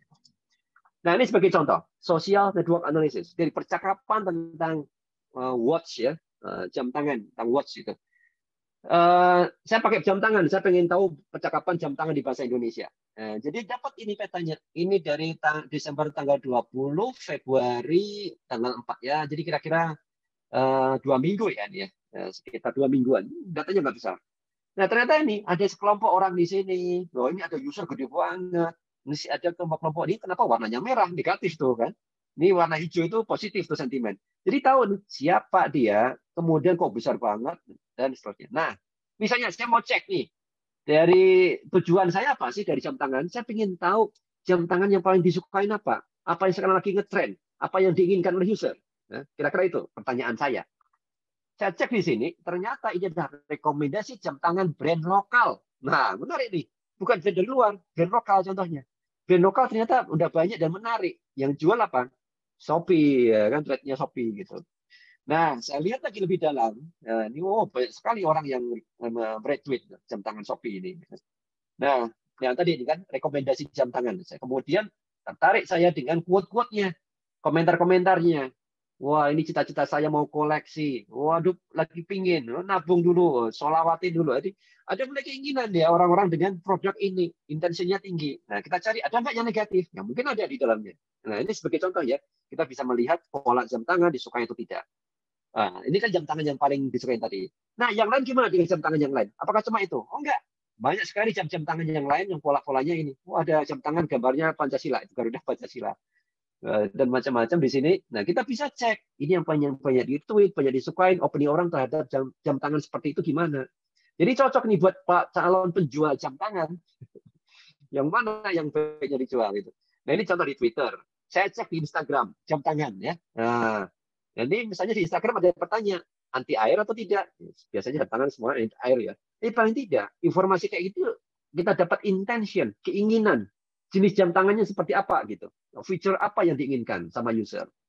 Di TikTok juga sama. Nah, ini udah ada intention to beli. Jadi pola seperti ini sudah ternyata jam tangan ini ada yang mau beli di situ di komentarnya. Nah. Oke, ini terakhir. Jadi sebagai summary, kesimpulan. Apa hubungan Big Data Analytics dan Business Value? Ya, kalau saya bisa simpulkan seperti ini. Ya, ada manfaatnya ada dikelompokkan jadi 3. Cost reduction. Ya. Tadi kemudian new product and service, contoh kan Nivea tadi ya. Faster, better decision making. Nah, ini banyak sekali kalau yang di drone itu lebih banyak di sini. Ya, kira-kira gitu. Ya, dan pemanfaatannya tadi sudah saya lihatin berbagai macam contoh di berbagai macam bidang. Dan sekarang sudah zamannya, challenge-nya sudah ada, dan jangan khawatir, kalau Anda punya problem dengan minimnya resource, minimnya SDM, perusahaan yang lain di seluruh dunia juga menghadapi masalah yang sama. Nah, solusinya adalah sewa. Gitu. Saya bukan jualan ya, bukan jualan. Oke, saya kira demikian, Mbak Ira. Terima kasih banyak. Kita bisa lanjut dengan Q&A. Terima kasih. Assalamualaikum warahmatullahi wabarakatuh. Waalaikumsalam warahmatullahi wabarakatuh. Terima kasih. Thank you, Pak Ismail, for your insightful presentations. I'm sure audience have many questions, so let's open our Q&A. We have already questions. Okay, the first question from Dr. Andes Agus Setiawanto to Dr. Kemal Kilic. Are there possible variables between this study which can change the result of the study? So the results of the study seems too aggressive. Actually, I privately chatted with her, okay. and I asked her, actually, I didn't understand why she considered the results as aggressive. I still didn't understand why she considers, if she can clarify it, I can try to address that. By the way, terima kasih Ismail Fahmi. It was a very nice presentation. Anyways, that's my point. I didn't understand the question, why she considers it aggressive. I basically say that intuition is not enough, model and data is not enough, and like model has problems, data has problems, so we need disciplined intuition, and kind of like we have to use data definitely because our intuition is based on our previous history, which the reality changed, but we are not aware of it. Ismail Fahmi provided many cases where data kind of gives you the insight for what's going on in reality, right? And based on that, you can start making intelligent decisions. So that's, I don't consider this as aggressive. That's why I didn't understand the question. Thank you. Yeah. Dr. Andes Agus Setia, do you have clarification or do you want to ask more about the subject?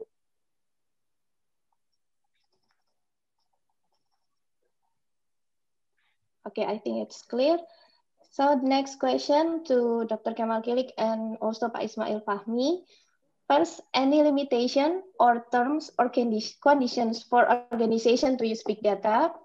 That's the first question. Second question, what about organization that very specific or very unique to adopt big data? For example, agriculture systems. Okay, and last question, what is the main difference between implementation of big data and the implementation of software systems? After this question was asked, Dr. Ismail Fahmi introduced the applications in agriculture, as well as he mentioned the lack of data problems, as well as big data complexity problems. So most likely, Ismail Fahmi has to answer this question, but he already answered, as far as I understood in his presentation. Maybe privacy might also be kind of require some further elaboration. It's not that easy. Like we used to do, like in healthcare, 10 years ago, we used to do very nice data mining research. Now it's tough. We cannot use this very same data that we used to use back then. Now they don't allow us to use that data because of the privacy issue. But as I said, Ismail Fahmi is the person who has to answer this, but he already addressed most of it, I guess. Thank you. Thank you. Monggo Pak Ismail. Saya jawab ya tambahnya. Oke. Yeah. Jadi dari Mas Ana Agung, ya. Jadi ada nggak limitasi ya kondisi untuk organisasi menggunakan big data? Batasan sebetulnya tidak ada, cuma kadang kondisi yang membatasi sendiri. Ya. Contohnya gini, ada nggak kita satu case? Jadi pertama berangkat dari use case. Is there any use case that you really need big data? Kalau nggak butuh ya mungkin nggak perlu big data. Excel udah bisa. Jadi banyak orang jualan telur, jual telur, you sell X, ya. Use Microsoft Excel is enough, and probably just notes, just notes is enough. But you have a lot of branches, ya, branchnya banyak. Nah baru kemudian itu big datanya muncul, data penjualannya macam-macam, kemudian yang masuk mulai banyak. Nah disitulah kemudian mulai mungkin mulai berpikir gimana caranya saya mulai otomatisasi, prosesnya makin banyak, kita dapat opportunity baru. Jadi di situ yang membatasi adalah nih mind menurut saya ya.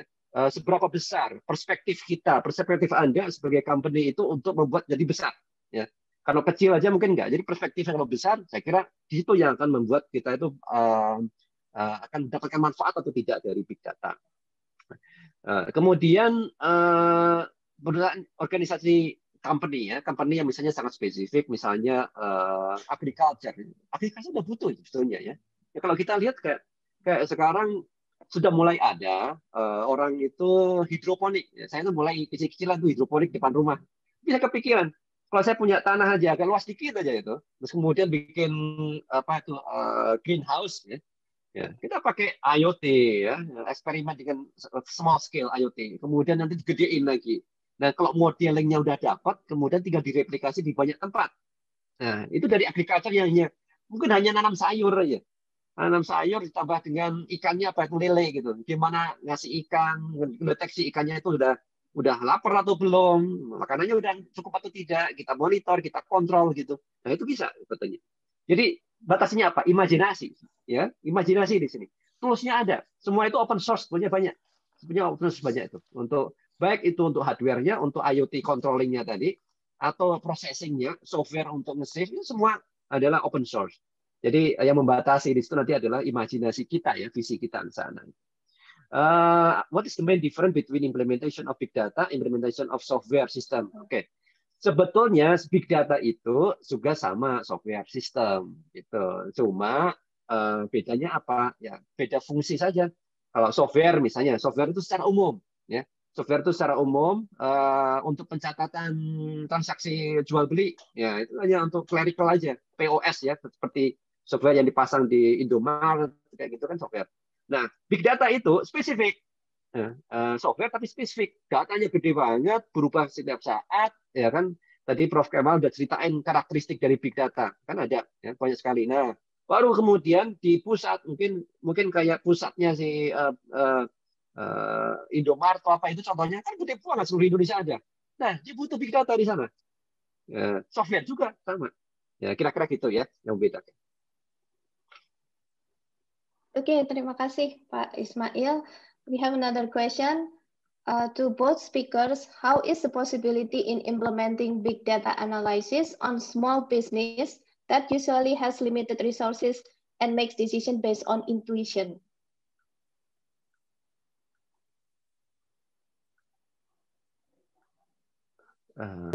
Ismail, Fahmi can answer this question. Oh, okay. Yes. Because it's is the question in here or not? Yes, okay, in the chat box. Ada di chat box. In the chat box. Yes. Oke, jadi untuk perusahaan yang mungkin masih tradisional ya, masih tradisional menggunakan intuisi biasanya.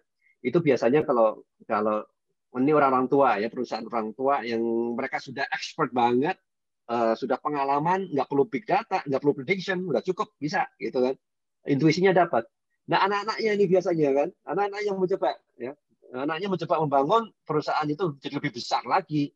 Sehingga nggak tergantung kepada satu orang ini. Intuisi itu tergantung kepada satu orang yang sudah expert kan.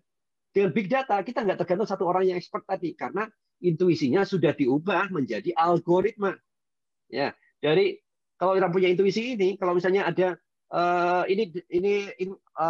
stoknya kurang nih, stoknya kurang dan seterusnya, kondisi pasar seperti ini, jadi udah kalau gitu jangan tambah produk dulu. Tahan dulu, ini aja dulu jual misalnya.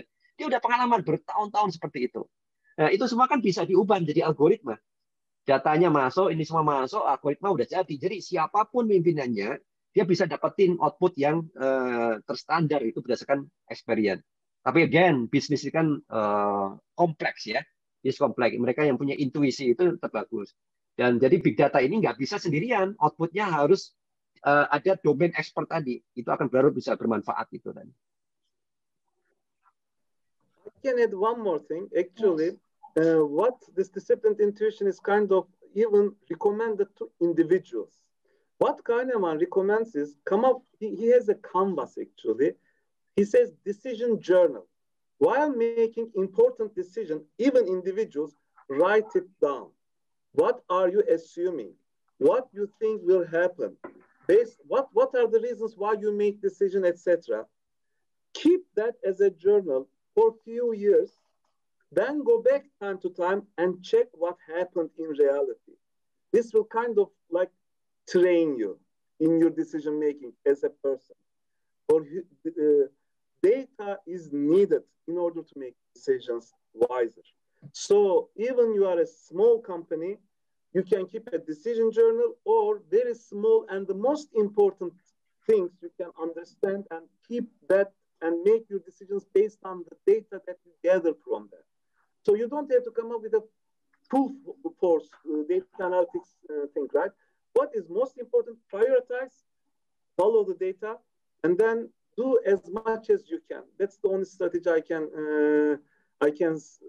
recommend to small companies which has smaller resources, but you need it. Okay, thank you, Pak Ismail and Dr. Kilic. We have another question from Mr. Barinu Koba. To Prof. Kemal, what kinds of analysis do we usually able to do in a longitudinal data or panel data? Please give some research questions that we can make from the panel data.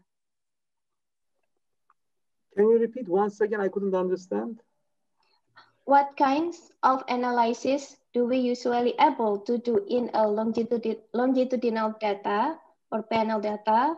And please give some research questions that we can make from the panel data.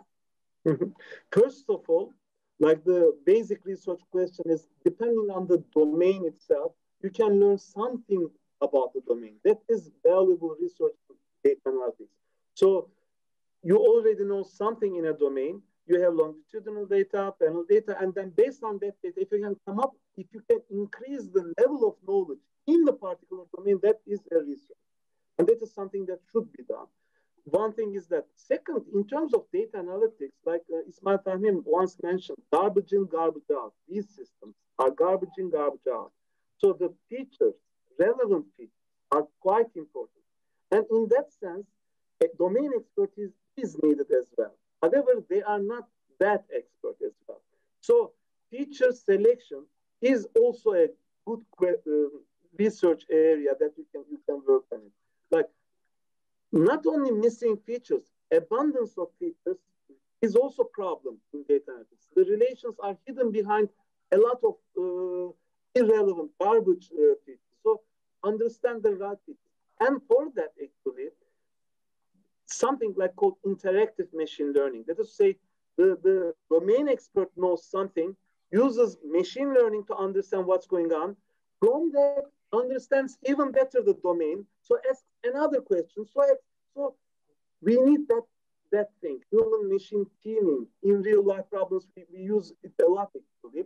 And that is also another line of research in machine learning, that how you can come up with interactive machine learning tools which human experts will not be intimidated to use and start partnering with it. Because if you, like Ismail Fahmi had a very nice slide, the skills of big data analysis, right? The software, the knowledge, etc., and the communication and strategy, was communication skills, storytelling, etc., which we find it very, very, very important.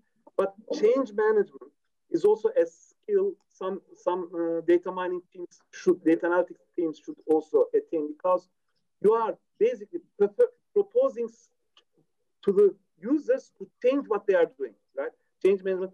I would say, actually, we are providing in executive education companies, data science education, data analytics education, data scientists, data engineers, and translators.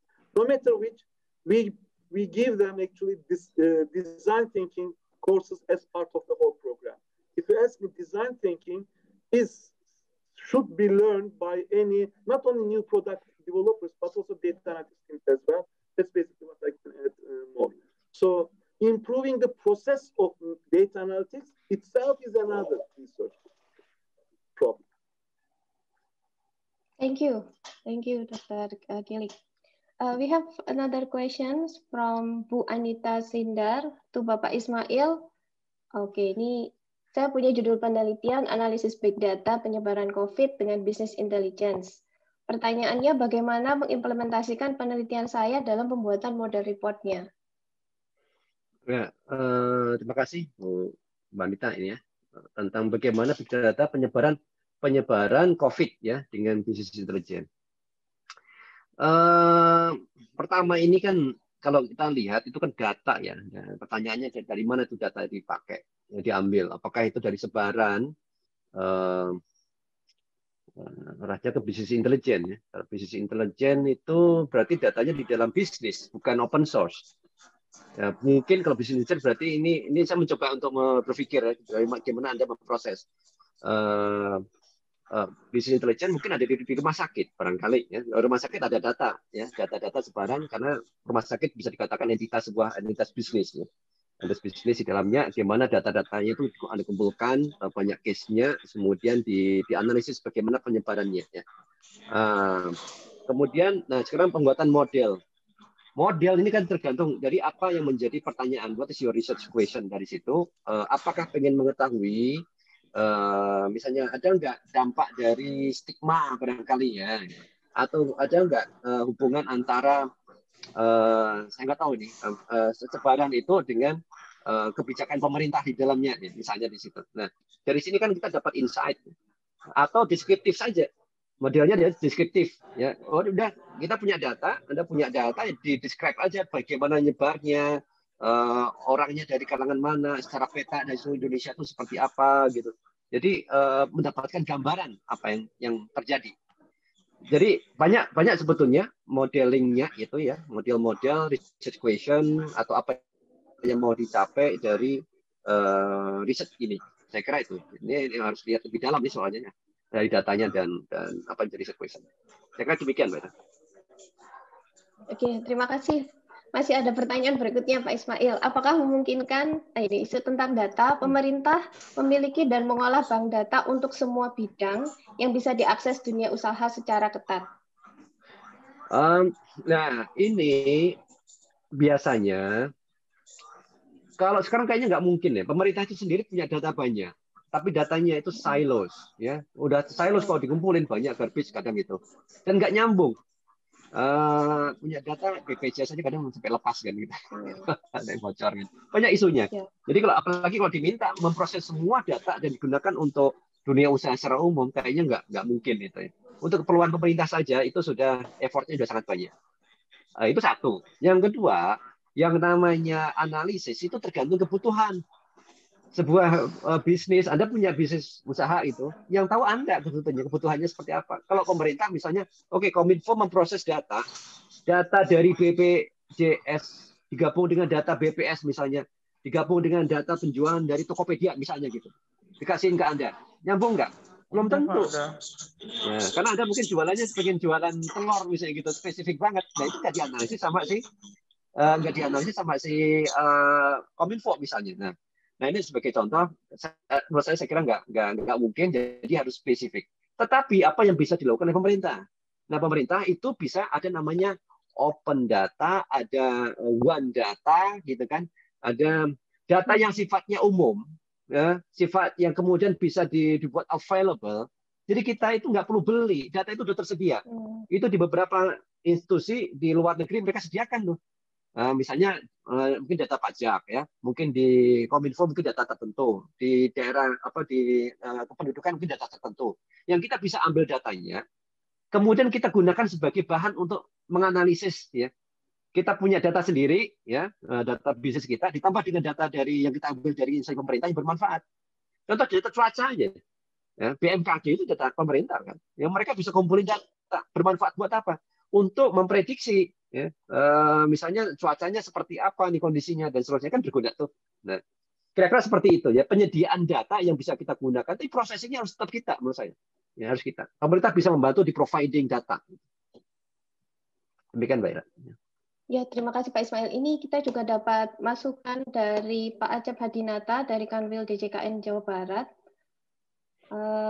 Salah satu kelemahan negara kita tidak ada bank data yang bisa diakses oleh publik dengan mudah. Bahkan data wajar atas transaksi bisa berbeda-beda di notaris dan kantor PPP. Terima kasih infonya Pak Acep Hadinata. I also have question to Dr. Kemal Kilic. The previous question asked about the public data that is provided and regulated by government. Do you have similar public data in Turkey, and how enterprises or organizations can access the data from the government to be used in their analytics in business? Actually, in some domains, we have maybe the most advanced public data, particularly in healthcare. Thanks to the transformation in healthcare, I guess it was an initiative in 2006 or 7, we really have a very good public data available. Unfortunately, though, it's not free anymore. Like, I mean, it used to be like you could access all of the data. Now only sample they can provide you. And what happens is, like, if you write down a project, either for National Science Foundation or for European Foundation, whatever, a project should be there so that they can help you, assist you in your research, that type of data. On the other hand, lots of public data in terms of economics, like finance, etc., the central bank provides to the companies that I know. Climate data, I know, like the companies that I work with, let's say, sometimes for one of the companies, for example, recently we are working predict the residual value, they call the second-hand price of the car market.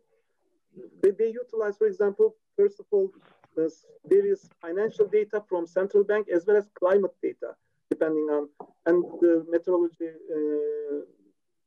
directorate of Turkey provides the data. I don't know what they are doing though. In terms of academia, we don't buy it definitely. We ask them if they are good that morning. Let's say they wake up good, they help us a lot, and we work on that data. But for companies, they might charge, I don't know. But privacy is an issue for the last 4 or 5 years, and now we cannot really do many of the analysis that we used to do 10 years ago. We cannot do it anymore. Okay, thank you. Next question. Tadi masih ada pertanyaan untuk Pak Ismail. Perusahaan besar selama ini memiliki big data untuk keperluan private. Jadi seolah tidak adil kalau UMKM, ini bahasa ada hubungannya dengan UMKM, kesulitan mengembangkan usaha karena keterbatasan data. Ya, memang itu sekarang ini data is new oil, yes, data is new oil. But there is some note for those who can process that. If you have a lot of data but you cannot process that, so it's not new oil for you. It's just garbage, right? Okay, and makanya you know, like Google as a company, dia harus menyiapin mobilnya harus ada kamera spesial desain di atas, dan harus jalan untuk bikin Google Street View. Dari itu dia dapat data itu. Sambil jalan dia dapat kan ada ID dari Wi-Fi data, location. Ya. So, bukan hanya gambar yang mereka kumpulkan, banyak yang dikumpulkan itu semua data. Dan memang di situ susah sekali dapetin data. Data is very expensive. Makanya UMKM akan terlambat. Kalau kita nggak bisa memanfaatkan, terlambat. Mereka yang gede-gede sudah punya data, semakin kaya. Jadi makanya memang di zaman data sekarang ini, mereka yang sudah menguasai data yang akan semakin lagi. Nah, cuma kita bisa smart, ya. UMKM, ya, kita bisa menggunakan data-data yang available, yang kira-kira bermanfaat buat kita. Ya. Data yang available, bermanfaat, kira-kira ada insight itu kadang-kadang ada. Ya, disiapin. Kita pintar-pintar mencari. Ya. Pintar-pintar mencari, dan mencoba, kalau kita UMKM-nya masih kecil, mungkin ada UMKM di daerah Yogyakarta, cobalah lihat percakapan media sosial di Yogyakarta. Ya. Lihat apa yang mereka sukain. Kalau Anda pingin ekspor, gitu, coba dilihat data-data yang sudah disediakan misalnya di Turki. Di Turki dia punya, maybe Profesor Kemal, in Turkish there is some need of some product like furniture, yeah? And what kind of furniture that love to buy Turkish. So the MKM Indonesia, they can, I have an idea. So you don't need big data, right? You can get that information for free, okay? And then sell them and contact them to them. It is not always to use big data, because the most important thing is that the research question. What is the question? What is the purpose? What is the goal? Once you know clearly what's your goal, you can collect all the data that you need. It is not necessary to be big data. It's available data, open source, open source, intelligent, freely analyzed data. Just for example, I made a drone plate, this drone plate. I make free analysis. What is the purpose of this? I want to make people understand without they have to process the data. I have the data, but I share it. Maybe some other people you can find like me, and they share their business data. Maybe the data is not so useful for them, but it's very useful for you. This is the situation like biasanya kita bilang itu namanya digital gap. Gapnya makin besar. Mereka yang menguasai data memang bisa dapat banyak sekali. Nah, kita UMKM itu dapat sedikit, tetapi jangan khawatir ya. Terus mencoba untuk ada opportunity kecil, meskipun nggak besar yang Google ya lumayan, namanya juga UMKM kita kan. Tapi dapat opportunity itu. Actually, I can add just a few things to this. Basically, that's why we are going to end up with this VUCA environment, which is volatile, uncertain, complex. Every individual can access free data, and if they have nice ideas, then by using cloud computing, they can also have good access to good computing power for some time, for limited resources. So many actors out there now. It's not anymore in the monopoly of big companies. Good ideas can penetrate and crack and collapse a huge industry. Remember Reddit, guys? A few months ago, they squeezed big capital in the United States. Do you remember that case? Reddit, people who are organized in Reddit basically realized that there was a investment done by a big capital company. I guess they lost a few $1 billion. Just regular people who organized in Reddit blog, I guess, blog, it's a social media also, Reddit blog. So that's what I was trying to tell as well. We have to continue searching, what's going on around us by using data and data analytics. And since we cannot control everything, we have to really prioritize what we have to control all the time. For company managers, I'm talking now, and really forget what you know as of now. What data says next is the new reality. Get ready to that. That's what I was trying to tell. Okay, thank you. Next question, how to deal with big data validity and reliability for both speakers, for Dr. Kilic and Pak Ismail. Okay, I will start answering things from the technical point of view. Maybe Prof. Kemal can add more later. So, jadi tentang validitas data, ya, kemudian reliable atau tidak data itu. Ini tahapan di awal ya yang kita harus memastikan. Jadi kalau misalnya ini di dalam drone breed misalnya ini satu case-nya. We collect data from social media, so a lot of garbage. And, jadi ada beberapa hal yang menjadi kunci itu keyword misalnya. Kita mencoba collect data, kadang datanya itu terlalu besar atau terlalu kecil. Terlalu besar artinya banyak sampah yang ikutan. Terlalu kecil valid sih, semuanya itu relevan, tetapi banyak data relevan yang nggak masuk. Nah, bagaimana dapetin data ini? Nah, misalnya contohnya ini, ya, contohnya saya pengen mengumpulkan percakapan tentang PKS, Partai Keadilan Sejahtera. Bukan PKS-nya itu ya yang menjadi tertarik, tapi PKS. Kata PKS aja, kalau ada search itu bisa berarti packages. Ya, jadi kalau di Twitter bisa packages. Orang nyingkat PKG, ada PKG, ada PKS, macam-macam. Ada singkatan lagi yang lain. P3, PPP, itu partai apa? Itu bukan hanya partai di Indonesia, ada partai di luar juga masuk. Ya. Kita dapat lebih banyak, tapi nggak relevan. Nah, di sini adalah yang kita lakukan dalam konteks yang praktikal adalah kita mencoba menambah filter-filter. Misalnya nih, jadi how to deal with itu tergantung nih datanya. Nah, dalam konteks ini sebagai contoh inspirasi aja. Kalau saya dapat misalnya P3, saya mau dapat P3 atau PKS, nama partai singkatan bahasa Indonesia, ya, ternyata ada di luar negeri. Oke, apa yang menjadi indikator yang membedakan untuk memfilter out yang lain? bahasa. Jadi saya tambah ada deteksi bahasa, language detection. So if the tweet from non-Indonesian words, jadi we can detect that it's not Indonesian, so we have to filter out. So we just want to get the Indonesian only. Sometimes it works, so we can filter out a lot of noisy data. So it really depend on the data itself, depend on the situation. What we do is usually by providing filters and some other things. There's quite a lot of things that we have to do usually to make the data valid. Yeah. And I think that's what we do usually to make sure we have good data.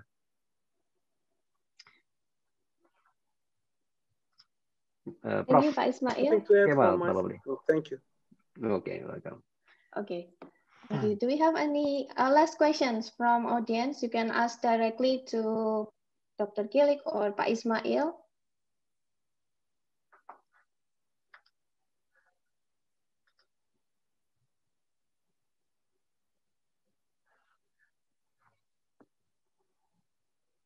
Okay, maybe last question from me. How to create sustainable value for our customers using data analytics? Because most of the times, company use data analytics to target consumers, to target customers, to increase sales.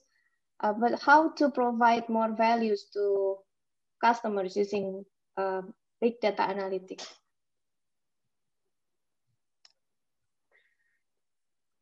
Prof. Kilic, maybe this very sophisticated. Okay, so ini pertanyaannya bagaimana memberikan manfaat kepada customer, ya, bukan ke company. Bukan. Ya kan, hanya untuk penjualannya, ya.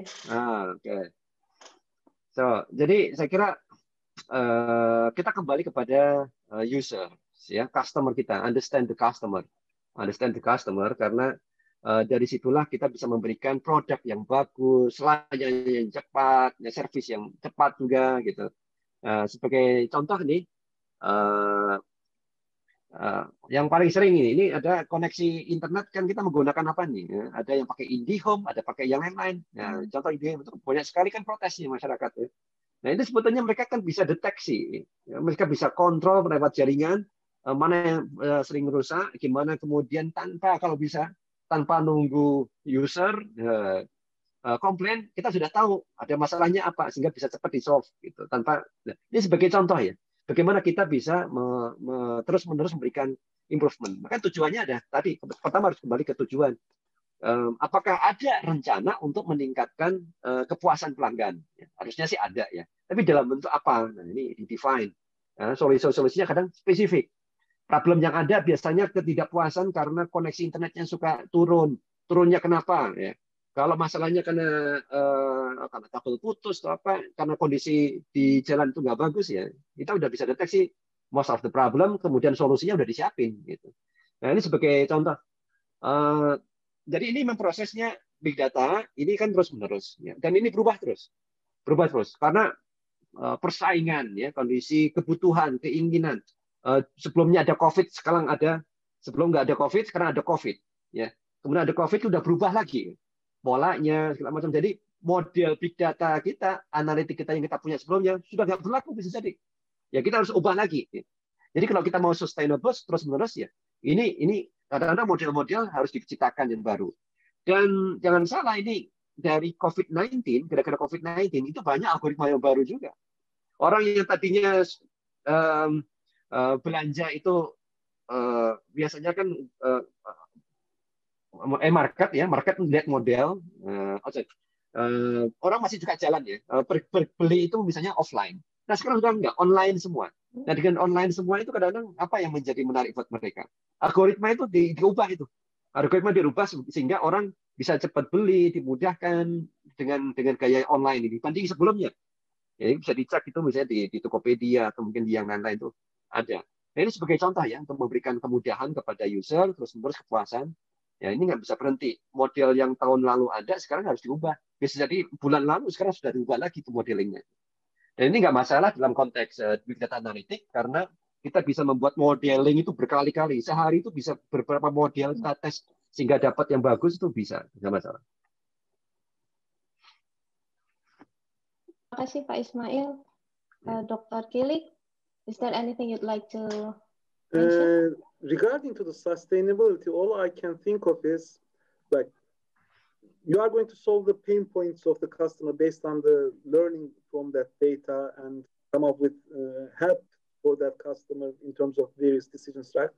The sustainability can be only attained, in my mind, based on continuous innovations. That is to say, we are going to solve this, then new needs will be out there, new data resources will be out there. From there, you are going to see another opportunity, then you are going to target that, then that's going to, I guess, it's an ongoing process all the time. That if I'm not mistaken, what I understand from your question is that's how it's going to be achieved, like we used to do for the last 50, 100 years, whatever. Like so, continuous, always.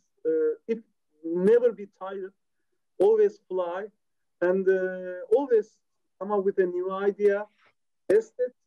In case it works, then improve it, and then present it. Then another idea. That's how it's going to continue, I guess. Thank you. Thank you. Thank you, Pak Ismail Fahmi and Dr. Kemal Kilic. The time is up. So once again, thank you very much for your there is one question there regarding to the confidence in the results. Generally, what we do is we use training and testing, right? We learn from one data and we use another data set in order to see if what we learned really fits to the reality. So you can explain. So generally speaking, there is confidence. Yet, even this is not enough, by the way, because like, at the end of the day, all of the data comes from this, more or less the same closed system. Sometimes out there, a total different closed system is there, so you cannot really readily use the very same model that you trained and tested to that system. Generally, it's an issue. However, accepted by the scientific and the industrial community that the results are sound. Sorry for that. I'm sorry. No problem. No problem. Let me check once in the chat box. Saya mau jawab satu lagi aja. Ya, monggo. Dari Mas Hafid tadi tentang hasil publikasi itu. Ya. Coba cari di Scholar, Google Scholar, search drone breed. Terakhir saya cek itu 150 ada di sana. Jadi sudah banyak sekali publikasi menggunakan drone sebagai source, tapi tak satu pun penulisnya itu saya. Saya udah gak ada waktu nulis paper, makanya saya publish. Dan saya tulis semua laporan dari drone breed itu menggunakan metode ilmiah sebetulnya. Pertanyaannya apa, kata kuncinya apa, risetnya seperti apa, kesimpulan betul. Dan ini sifatnya deskriptif. Nah itu harapannya adalah kadang-kadang kalau isunya terkait dengan politik, isunya dengan apa, itu bisa digabungkan oleh mereka di penelitian bidang masing-masing. Biasanya ada itu yang ngambil itu dijadikan sebagai paper, bahan paper gitu. Kemudian juga saya bikin buku, jadi buku membaca Indonesia, reading Indonesia itu bisa dijadikan referensi juga. Kemudian juga ada namanya Drone Breed Academy kerjasama dengan Universitas Islam Indonesia. Kalau Anda misalnya punya gagasan membuat tulisan tertentu ya untuk penelitian, keywordnya ada di sana, olah sendiri ya harus belajar sendiri gimana caranya. Jadi memang seperti itu goalnya. Saya udah agak tua itu untuk di dunia akademik. Jadi saya udah nggak mengejar kum atau professorship. Jadi udah selesai. Saya lebih kemudian share data. Harapan saya bisa membantu lebih banyak orang untuk menulis publikasi daripada bukan saya lagi menulis publikasi, tapi banyak orang yang menulis publikasi berdasarkan itu. Jadi silahkan kalau ada yang mau pakai, banyak kok yang mau pakai. Itu sudah saya ada pers ya, pers drone breed itu banyak tulisan dan bagaimana cara mensitasi drone breed juga sudah ada di sana. Demikian Mas. Makasih pertanyaannya bagus.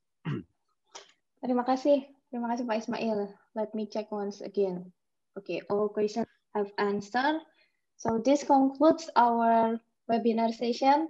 Thank you very much once again to Dr. Kemal Kilic and Pak Ismail Fahmi for your insightful talks and sharing your knowledge with us. It was a pleasure to have you with us today. And thank you also for all participants for engaging discussions. We hope that you learn and enjoy this webinar. So thank you very much. A good afternoon and Assalamualaikum warahmatullahi wabarakatuh.